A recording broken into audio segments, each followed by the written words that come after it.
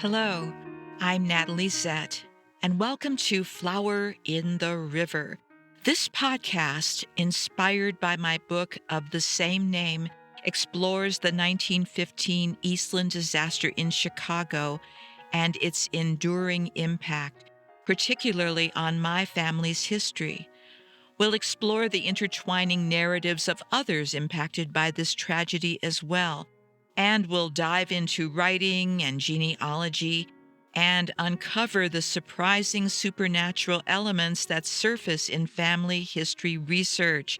Come along with me on this journey of discovery. Well, hello there, and welcome to episode 59 of Flower in the River podcast. Today, we are going to explore a transformative movement where platforms like Reclaim the Records, WikiTree, GEDmatch, and Find a Grave exemplify a rising zeitgeist.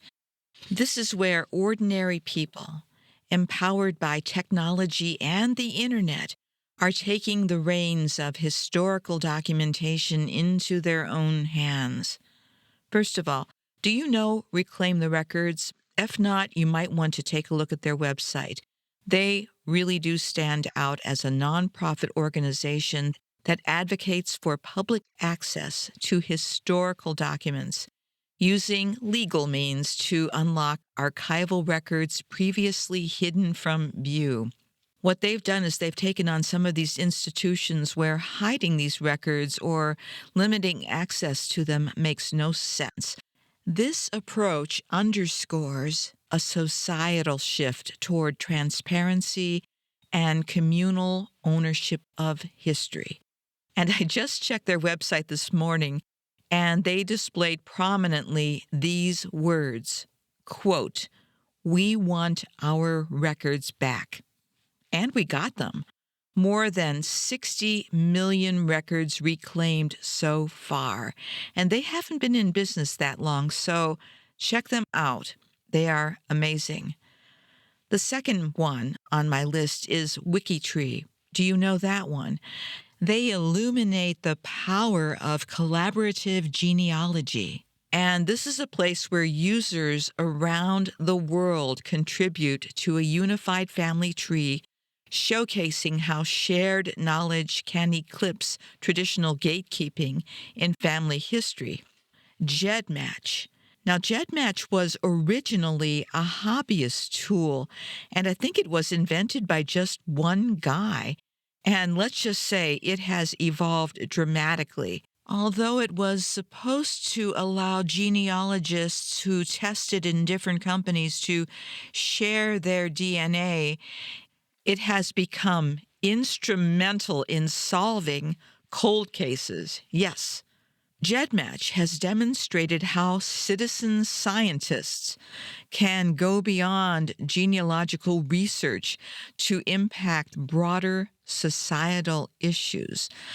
Of course, most of us use GEDmatch for our genealogy work, but it also has other uses as well, and what happens in the future remains to be seen.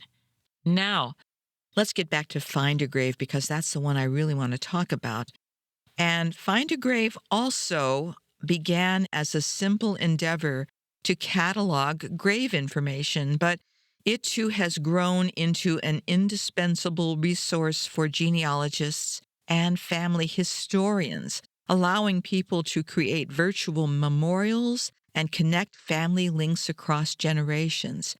And I think it helps, too, that Ancestry bought them around 2013, so they have that behind them as well. Now, all of these platforms that I just described have experienced a lot of growing pains. They've gone through a lot. And they have, as the years have passed, significantly improved, largely due to the extensive involvement of their users who provide essential checks and balances. And I have to say, I was not keen on Find a Grave in these types of sites at first because I was used to a fair amount of quality control. However, as time passed, increasingly I had concerns about this quality control stuff. Actually, it wasn't the quality at all I was concerned about. It was the control. Some of the control that these organizations felt they had over certain information that really should be available, but it's not. Well, that concerns me. But thankfully, as you can see by these other organizations that have sprung up, I'm not the only person with this concern. And while it's clear that a few institutions might prioritize control over quality, others, like the Newberry, like the Chicago History Museum, like the Chicago Public Library, and so many others, exemplify transparency and do an excellent job of making history accessible. As I step back and look at this from a distance, it seems that these initiatives are part of a broader democratization of history and genealogy. And there's more good news.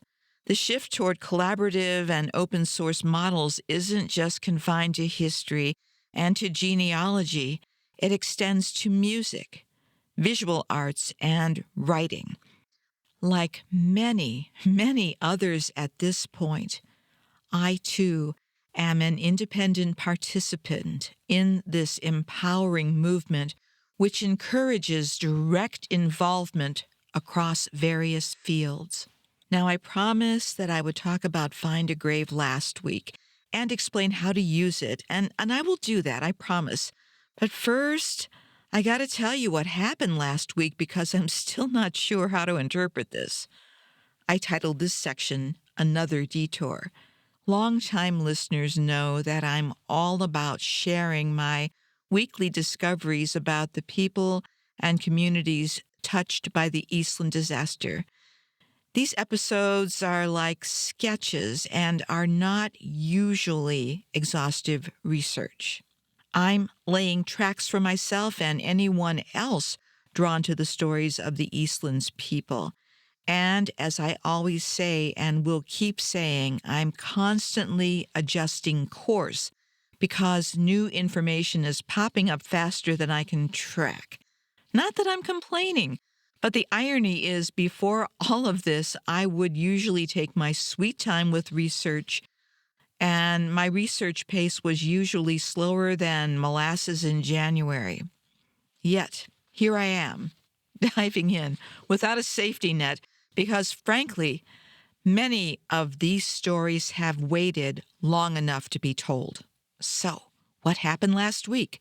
Well, after publishing the latest episode, which featured two Eastland victims, that would be Theodore Hollis, a Greek immigrant, and Mary Helen Egan, a 15-year-old schoolgirl, new and crucial information surfaced.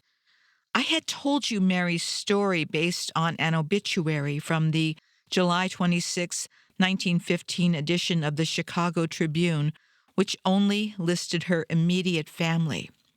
But then a twist. A more detailed obituary from July 31st, 1915 popped up, which I had missed.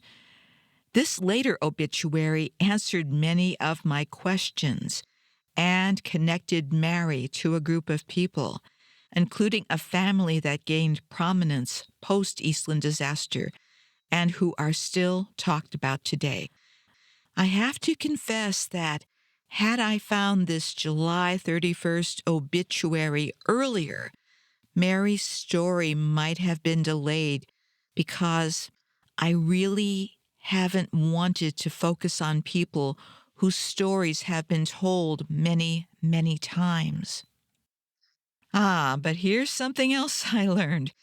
Even the stories of well-known families in the Eastland disaster have parts of their stories untold.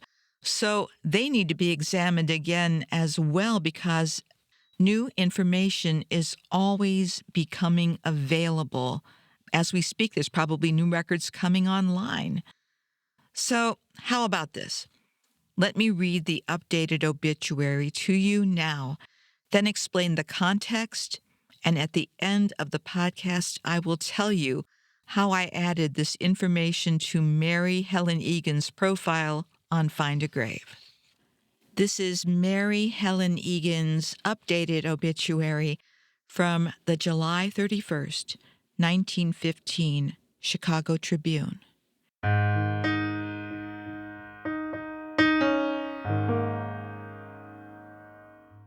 Egan, Miss Mary H., 15 years old, 319 South Kilbourne Avenue, was with a party of 12 friends, all but one of whom were drowned. She completed her sophomore year in the Austin High School in June. Those who went down with her were Mr. and Mrs. George Sindelar and their 5 children. Miss Regina Doziel, Mrs. Sindelar's sister, Mrs. Tom Woods and her 3-year-old son, and a brother of Mr. Woods, all of 4557 Jackson Boulevard. Miss Alice Woods, 16 years old, was the only survivor in the party. Miss Egan was the daughter of Redmond J. Egan and Julia A. Egan, née Sweeney, and the sister of Redmond J. Jr., Edward E., Donald W., and Julia E.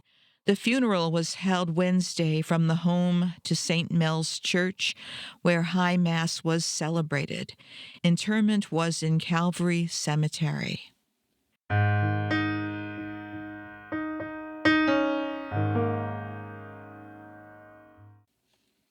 Well, let's go with the easier stuff and work our way up.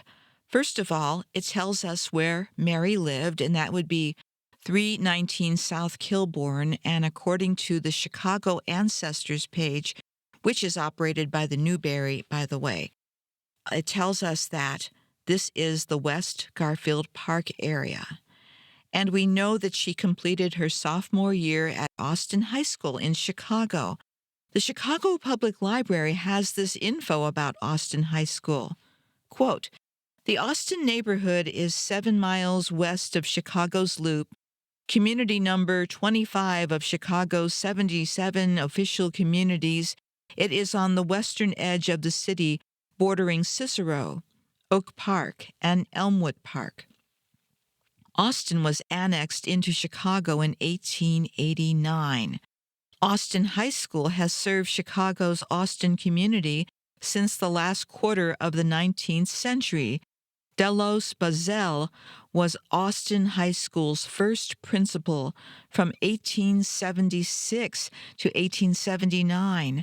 During that time, the school occupied one room of the North School on Ohio Street. In the late 1870s, Austin High School's library consisted of some 700 books, which led to the hiring of the school's first librarian. From the Austin community's settlement's annexation to the city of Chicago in 1889, the Austin High School's student population grew dramatically from 400 students in 1900 to 2,298 in 1920 and 6,815 students in 1931. And I'll stop there only because the Eastland took place in 1915, and I want to stay focused on that era. And the fact that Mary went to Austin High School provided a clue for me. I have the feeling that since there were other girls her age who were on the boat journey together here, they might have gone to the same high school. That remains to be seen, but we'll continue. I'm going to introduce you to the people in this article, even though you may have already heard of some of them. Here's an interesting thing. These people are not only connected via the Eastland disaster, but they're also connected to each other somehow. They all knew one another. Let's take a closer look at the Sindelar and Doziel families. On July 24th, 1915, all 8 members of the combined Sindelar and Doziel families perished when the SS Eastland capsized in the Chicago River. This devastating loss marks the largest single family casualty in the disaster. So both George Sindelar and Josephine Dozil Sindelar, they're married to each other. They are at the heart of this family story. They were both children of Czech immigrants and emblematic of the vibrant immigrant community in Chicago at that time. George worked as a foreman at Western Electric. Interestingly, historical footnotes also reveal that George's uncle, Albert Rauch, once served as an alderman in Chicago Heights, adding a layer of local historical significance to their story. Alongside the Sindelar and Dozil narrative, there were others like Mary Egan and the Wood family who shared connections to this group, yet have scarcely been noted in historical accounts. In fact, Regina Dozil, a pivotal figure because she was related to the Sindelar family via marriage, is sometimes overlooked entirely. Now, it's not uncommon in historical documentation where some narratives become focal points while others remain in the shadows. However, in our research into the Eastland disaster, we found that every individual story contributes to a fuller understanding of the event's impact. By exploring these lesser-known tales, I aim to provide a more comprehensive recounting of that fateful day. Ironically, had I not explored the history of a quote-unquote unknown person, that would be Mary Helen Egan, this unknown person was the one who cast a light over the Sindelar family again. So I think that's fascinating. Now, Catherine Marin Wood, who tragically died in the disaster and who was connected to this party, was married to George John Wood, a survivor. Despite this, she was erroneously referred to as Mrs. Tom Woods in this obituary. Additionally, their 3-year-old son, George John Jr., also perished in the disaster. Meanwhile, Alice Wood, George's 15-year-old sister, survived, adding yet another layer to that family's narrative. And furthermore, adding to the complexity, there's a mysterious mention of George Wood's brother, whose identity definitely needs further investigation. In terms of final resting places, the individuals from this intertwined group were laid to rest in various cemeteries, reflecting their diverse backgrounds and family connections. Mary Helen Egan was buried at Calvary Catholic Cemetery in Evanston, while the Sindelar and Dozil families found their final resting place at Bohemian National Cemetery, and the Marin Wood family members were interred at Mount Carmel Cemetery. Each of these details not only adds depth to our understanding of the disaster's personal impacts, but it also highlights the importance of accuracy and thorough research in piecing together historical narratives. By correcting these errors and investigating the lesser-known aspects, we ensure a more accurate historical record. All of these families need more detailed profiles, but that's something that I'll need to do in a future episode because this one's going to take a little more time. So as promised, I'm going to talk about the use case for Find a Grave and explain step by step how I was able to post Mary Helen Egan's updated obituary to Find a Grave.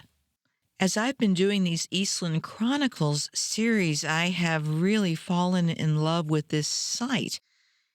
I should explain, too, it's not the Find a Grave generic site. I mean, I like that as well, but there is a specific area in Find a Grave that is devoted to the Eastland victims. FamilySearch.org has a pretty decent introduction to Find a Grave on its wiki, so let me read that to you now.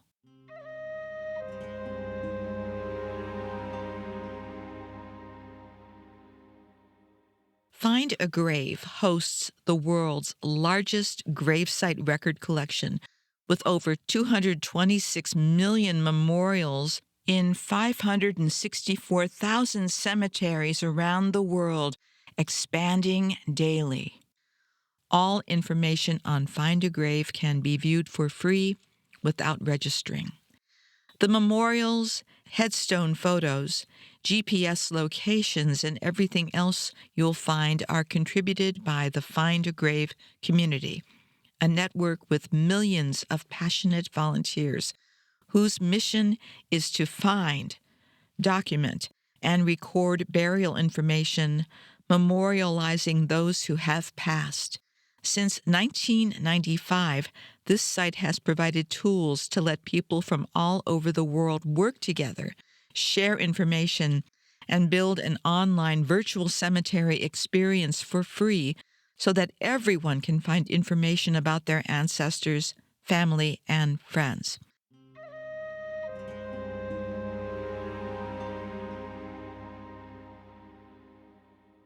This is why I refer people to the Eastland Disaster Victims Memorial Site on Find a Grave when they first start researching.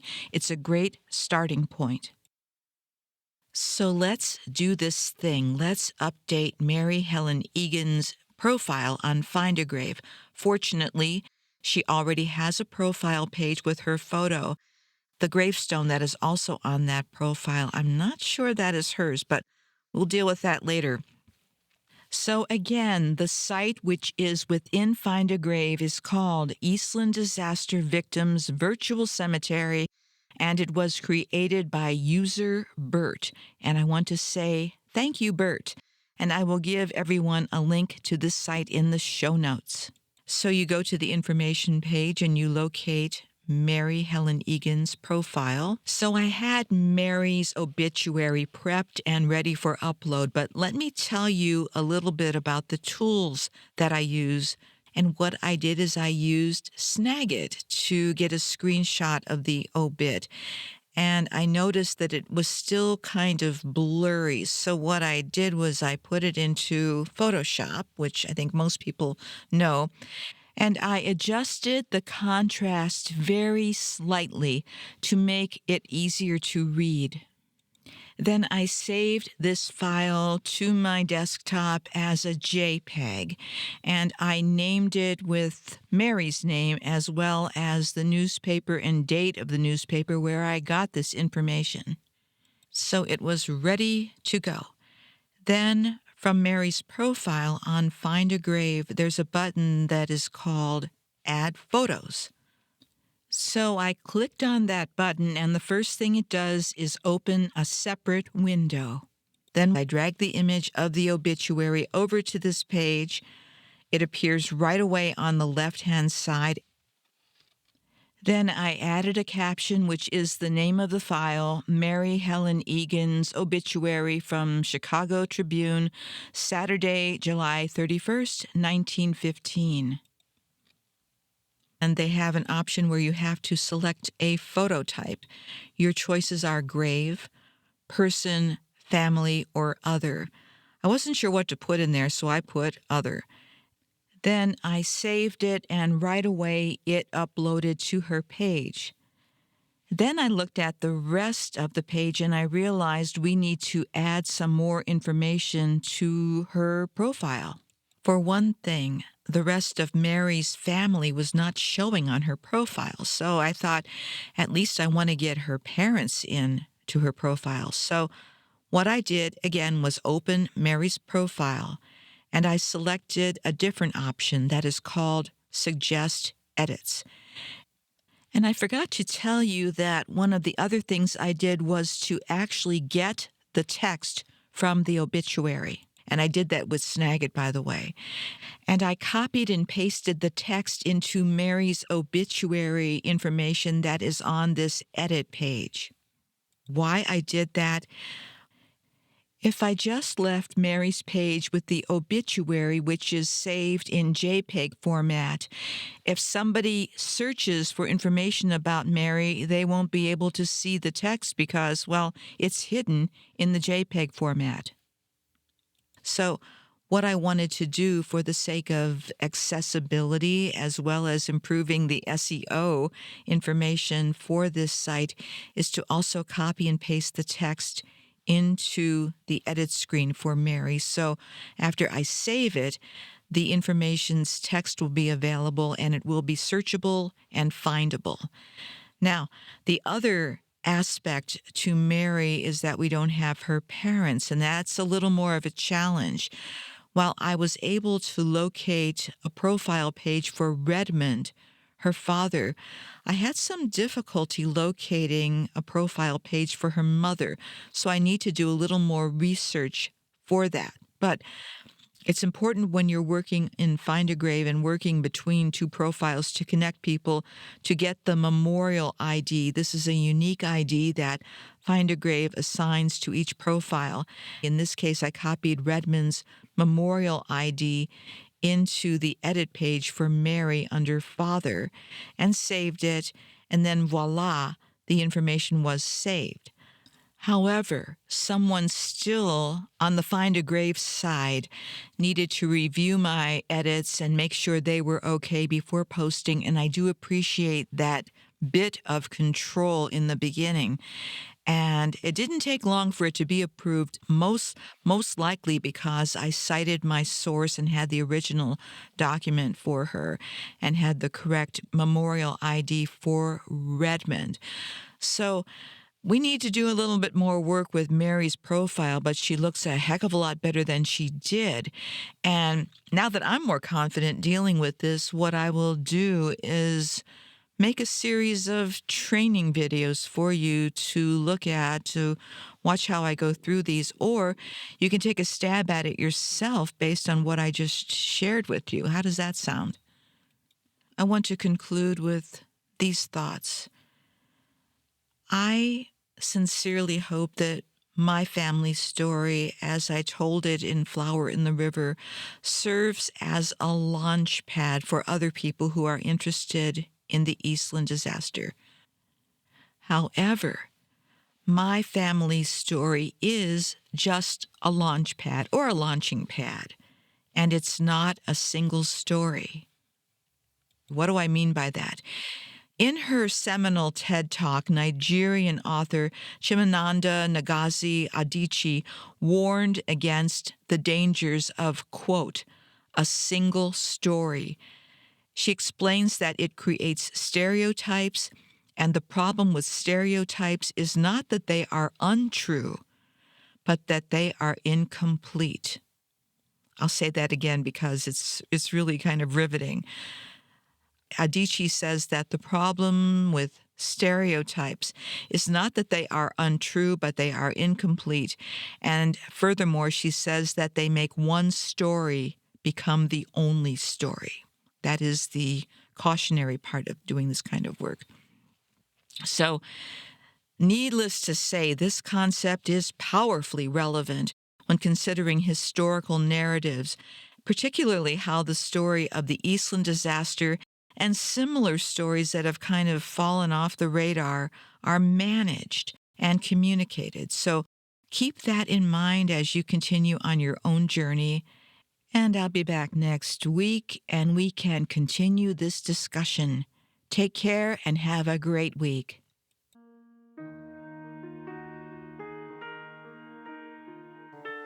Hey, that's it for this episode, and thanks for coming along for the ride.